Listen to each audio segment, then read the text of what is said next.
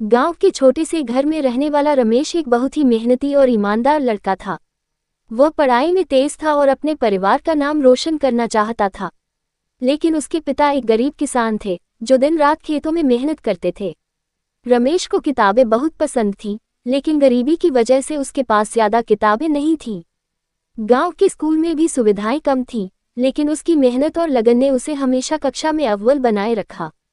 एक दिन गांव के एक सेठ ने रमेश को देखा और उसकी लगन से प्रभावित होकर उसे शहर में पढ़ने के लिए स्कॉलरशिप देने का वादा किया।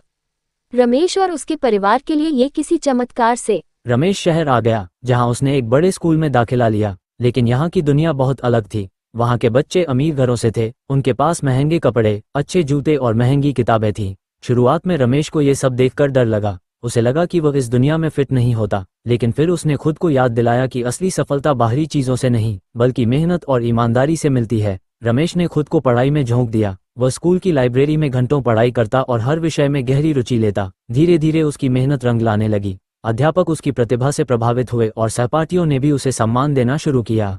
एक दिन स्कूल में एक बड़ा प्रतियोगी परीक्षा हुई, जिसमें पूरे राज्य से छात्र भाग लेने आए थे। रमेश को पूरा विश्वास था कि वह इसे आसानी से जीत लेगा, लेकिन जब परिणाम आया तो वह प्रथम स्थान प्राप्त नहीं कर सका। यह उसके लिए बहुत बड़ा झटका था।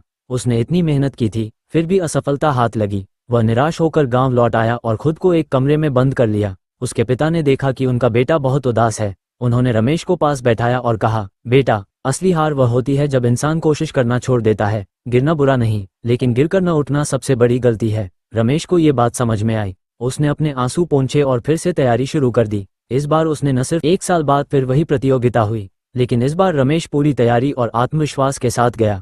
उसने न केवल परीक्षा पास की, बल्कि पूरे राज्य में प्रथम स्थान प्राप्त किया। जब पुरस्कार वितरण समारोह हुआ तो सभी ने तालियां बजाकर उसका स्वागत किया। सेठ जी, जिन्होंने उसकी मदद की थी, बहुत खुश हुए और उसे आगे की पढ़ाई के लिए और सहायता दी। रमेश ने यह साबित कर दिया कि मेहनत, ईमानदारी और आत्मविश्वास से कोई भी बड़ी सफलता प्राप्त कर सकता है।